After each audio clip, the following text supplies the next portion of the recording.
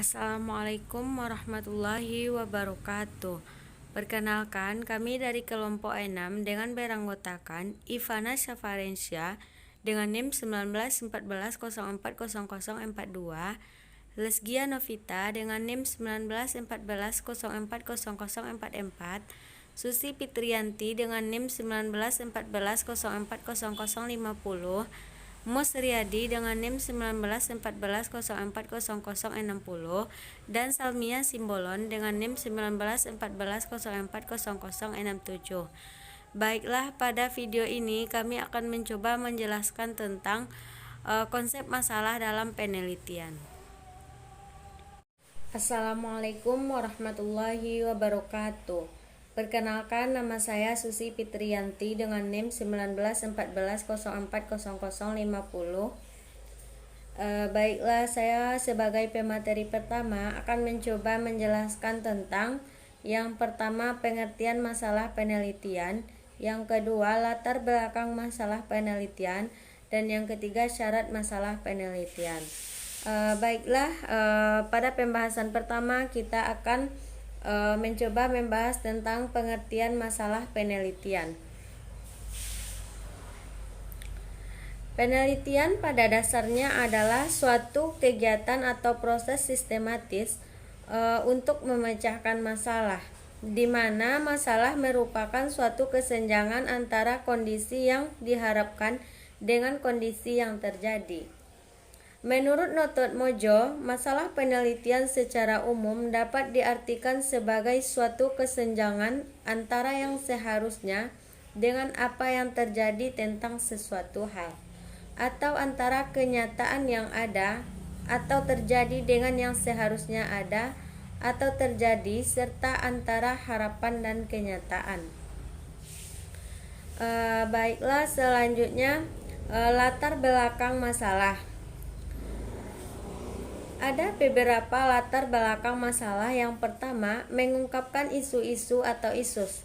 Setiap mengawali suatu penelitian, perlu dikemukakan isu-isu yang aktual, mengingat bahwa isu-isu merupakan hal yang mengganjal tentang sesuatu, hingga memerlukan penyelesaian. Isu-isu tersebut dapat berupa gejala, fenomena, atau bahkan komentar yang sedang ramai atau hangat pada saat ini. Isu dapat berperan sebagai masalah pokok yang segera memerlukan penyelesaian. Yang kedua, mengungkapkan fakta-fakta atau exciting information. Masalah peneliti juga menguraikan fakta-fakta yang memperkuat isu. Maksudnya, ada keyakinan bahwa isu yang diangkat tidaklah dibuat-buat, melainkan nyata adanya. Fakta-fakta yang dimaksud umumnya tentang data berupa angka-angka maupun data kualitatif. Sumber data ataupun fakta tersebut seharusnya disebutkan, misalnya dari suatu media massal, jurnal, laporan, sebuah instansi, atau hasil penelitian. Selanjutnya, yang ketiga, menguraikan kebutuhan penelitian. Sebaiknya peneliti juga menguraikan kebutuhan penelitian, yaitunya memberikan argumentasi atau justifikasi untuk apa masalah dipecahkan melalui penelitiannya. Yang keempat, yaitu tingkat kesukaran berkaitan dengan pemecahan masalahnya. Memiliki tingkat kesukaran berkaitan dengan pemecahan masalah, maksudnya adalah selain menarik, penelitian yang mengangkat atau meneliti masalah tersebut masih langka atau jarang. Jadi, jika masalah tersebut diteliti, maka akan menjadi bahan masukan atau informasi yang berharga bagi siapapun yang berkaitan dengan masalah yang akan diteliti tersebut. Baiklah, selanjutnya yaitu syarat masalah. Penelitian yang akan berjalan dengan baik apabila peneliti mampu memahami masalah penelitian dengan baik. Masalah penelitian dapat dikembangkan dari berbagai sumber, di antaranya yang pertama kepustakaan, yang kedua bahan diskusi temu ilmiah, hasil seminar, yang ketiga pengalaman atau observasi lapangan, yang keempat pendapatan pakar yang masih bersifat spekulatif.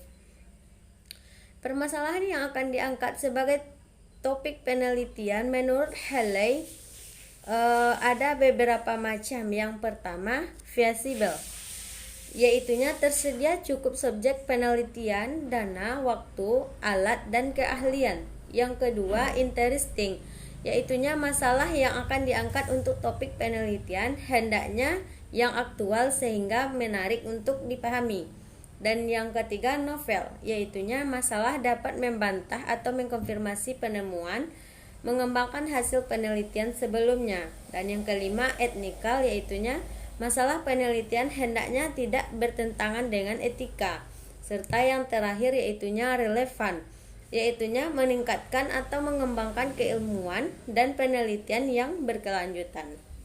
Baiklah, hanya itu yang dapat saya jelaskan. Selanjutnya akan dilanjutkan oleh rekan saya.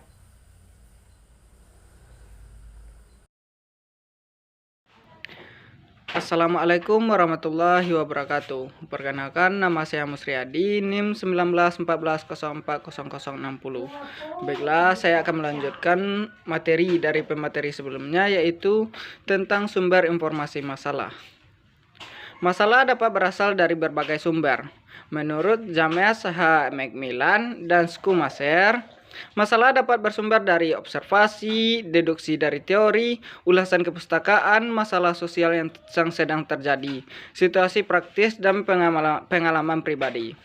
Baik, kita akan membahas satu persatu. Yang pertama yaitu observasi. Observasi merupakan sumber yang kaya masalah penelitian. Kebanyakan keputusan praktis yang didasarkan atas penduga tanpa didukung oleh data empiris. Yang kedua yaitu deduksi dari teori. Teori merupakan konsep-konsep yang masih berupa prinsip-prinsip umum yang penerapannya belum dapat diketahui selama belum diuji secara empiris. Selanjutnya yang ketiga yaitu kepustakaan. Hasil penelitian mungkin memberikan rekomendasi perlunya dilakukan penelitian ulang atau replikasi, baik dengan atau tanpa variasi. Yang keempat yaitu masalah sosial. Masalah sosial dapat pula menjadi sumber masalah dalam penelitian. Misalnya, sering terjadi perkelahian antar siswa di sekolah dapat memunculkan pertanyaan tentang efektivitas pelaksanaan pendidikan moral dan agama serta pembinaan sikap disiplin. Yang kelima yaitu situasi praktis. Dalam pembuatan keputusan tertentu, sering mendesak untuk dilakukannya penelitian efektif. Hasil sangat diperlukan untuk dijadikan dasar pembuatan keputusan lebih lanjut. Yang keenam yaitu pengalaman pribadi. Pengalaman pribadi dapat memunculkan masalah yang memerlukan jawaban empiris untuk mendapatkan pemahaman yang lebih mendalam. Baiklah, selanjutnya yaitu tentang teknik merumuskan masalah. Yang pertama yaitu buat secara spesifik. Cara membuat rumusan masalah yang paling utama adalah pembuatan rumusan secara spesifik. Dalam menulis perumusan masalah tidak perlu dijabarkan secara panjang lebar, sebab justru akan menghilangkan inti yang ingin disampaikan. Yang kedua yaitu menentukan metode penelitian yang sesuai. Cara membuat rumusan masalah yang selanjutnya adalah dengan merumuskan metode yang sesuai. Tentu saja Anda harus menentukan terlebih dahulu metode penelitian yang sekiranya tepat dengan tema yang akan diangkat. Membicarakan tentang metode penelitian, Anda bisa memutuskan untuk menggunakan metode penelitian kualitatif atau kuantitatif. Yang ketiga yaitu mencari wawasan teori-teori yang mendukung metode penelitian yang dipilih. Cara membuat rumusan masalah yang selanjutnya yaitu dengan mencari wawasan teori-teori yang mendukung metode penelitian yang dipilih. Menentukan metode penelitian hal yang tidak kalah penting. Jangan sampai salah mencantumkan urutan menimbulkan salah tindakan. Kesalahan dalam tindakan akan mempengaruhi pada proses penyelesaian penelitian. Kelebihan menentukan metode penelitian ini menentukan konsep yang pas dan cocok digunakan. Selanjutnya yang keempat yaitu kreatif melihat fenomena di sekeliling. Poin ini sebenarnya sederhana, tetapi sulit dalam praktiknya, kecuali bagi Anda yang terbiasa berpikir mungkin tidak begitu kesulitan dalam membuat rumusan masalah. Sebenarnya rumusan masalah itu banyak di sekeliling kita. Jika kita peka membidik, umumnya kesulitan utama dalam membuat rumusan masalah karena terlalu banyak berpikir. Yang kelima yaitu menggunakan 5W tambah 1H. Cara rumusan masalah yang selanjutnya adalah dengan menggunakan rumusan 5W 1H. Jika Anda mengalami kesulitan dalam menentukan topik atau tema penelitian, Anda bisa menerapkan 5W 1H. Caranya cukup membuat pertanyaan yang menarik sebanyak mungkin yang Anda minati. Baiklah, hanya sekian yang dapat saya sampaikan. Assalamualaikum warahmatullahi wabarakatuh. Assalamualaikum warahmatullahi wabarakatuh. Perkenalkan, nama saya Salmia Simbolon, NIM 1914040067. Saya dari lokal Tadris Matematika 19B, Fakultas Tarbiyah dan Keguruan Universitas Islam Negeri Imam Bonjol Padang. Di sini saya sebagai pemateri ketiga akan melanjutkan presentasi dari Saudara Imus Riyadi, di mana materinya yaitu fungsi rumusan masalah. Perumusan masalah memiliki beberapa fungsi, diantaranya yaitu 1. Sebagai titik sentral atau suatu pedoman pada sebuah penelitian. Kedua yaitu sebagai pedoman penentu arah atau fokus dari suatu peneliti. Ketiga yaitu sebagai penentu jenis data macam apa yang diperlukan dan dikumpulkan oleh peneliti. Keempat yaitu sebagai penentu siapa yang akan menjadi populasi dan siapa yang akan menjadi sampel. Selanjutnya yaitu tujuan dari rumusan masalah. Diantaranya yaitu menjadi alasan. Dengan bentuk sejumlah pertanyaan secara langsung menjadi alasan para pembaca mengenai gagasan yang disampaikannya, meskipun tersusun secara singkat. Kedua yaitu menjadi pedoman.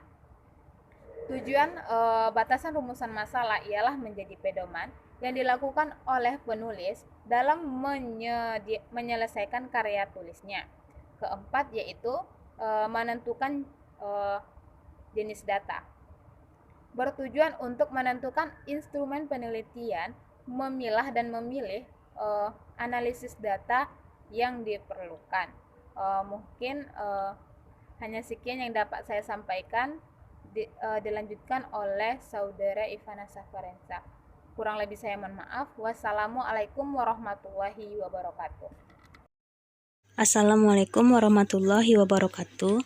Perkenalkan, nama saya Ivana Safarensia, NIM 1914040042. Selanjutnya yaitu variasi penempatan rumusan masalah. Berkenaan dengan penempatan rumusan masalah, penelitian didapati beberapa variasi. Yang pertama, ada yang menempatkannya di bagian sistematika peneliti. Yang kedua, ada yang menempatkan setelah latar belakang atau bersama-sama dengan latar belakang penelitian. Dan yang ketiga, ada pula yang menempatkannya setelah tujuan penelitian. Dimanapun rumusan masalah penelitian ditempatkan, sebenarnya tidak terlalu penting dan tidak akan mengganggu kegiatan penelitian yang bersangkutan. Karena yang penting adalah bagaimana kegiatan penelitian itu dilakukan dengan memperhatikan rumusan masalah sebagai pengarah dari kegiatan penelitiannya. Selanjutnya yaitu bentuk-bentuk permasalahan penelitian. Yang pertama yaitu rumusan masalah deskriptif. Suatu rumusan masalah yang berkenaan dengan pertanyaan terhadap keberadaan variabel mandiri. Contoh rumusan masalah deskriptifnya yaitu seberapa tinggi tingkat kinerja kabinet bersatu. Kedua, bagaimanakah sikap masyarakat terhadap perguruan tinggi negeri berbadan hukum. Selanjutnya yaitu rumusan masalah komparatif. Rumusan masalah penelitian yang membandingkan keberadaan satu variabel atau lebih pada dua atau lebih sampel yang berbeda, atau pada waktu yang berbeda. Contoh rumusannya yaitu, adakah perbedaan produktivitas kerja antara pegawai negeri, BUMN, dan swasta? Satu variabel pada 3 sampel.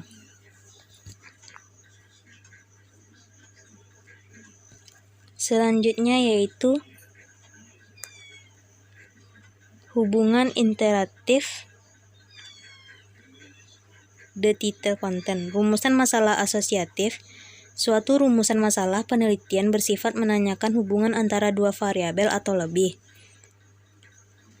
Terdapat 3 bentuk hubungan. Yang pertama hubungan simetris, yang kedua hubungan kausal, dan yang ketiga hubungan interaktif.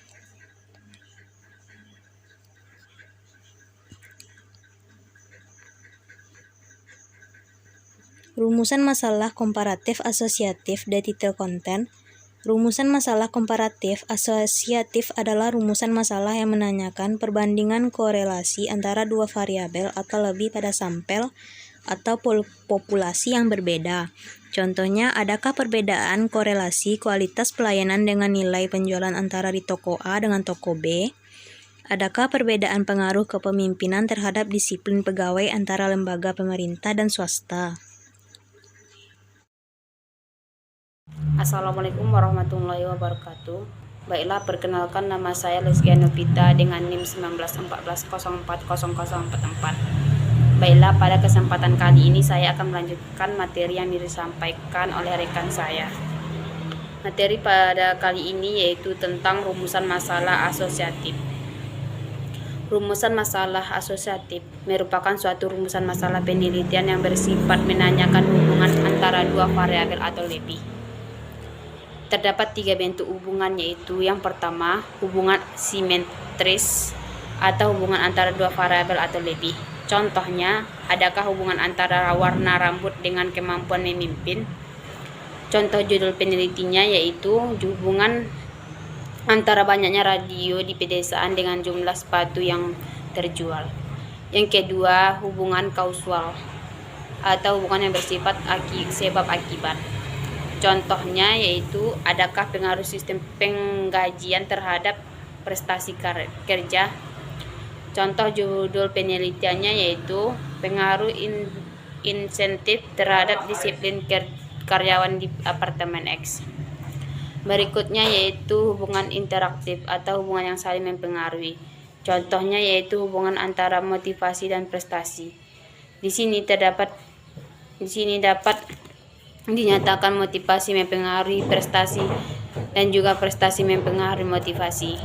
Berikutnya yaitu tentang rumusan masalah komparatif asosiatif. Rumusan masalah komparatif asosiatif adalah rumusan masalah yang menanyakan perbandingan korelasi antara dua variabel atau lebih pada sampel atau populasi yang berbeda. Contohnya yaitu, adakah perbedaan korelasi kualitas pelayanan dengan nilai penjualan antara di toko A dengan di toko B? Adakah perbedaan pengaruh kepemimpinan terhadap disiplin pegawai antara lembaga pemerintah dan swasta? Baiklah, sekian materi yang saya sampaikan. Saya akhiri. Wassalamualaikum warahmatullahi wabarakatuh.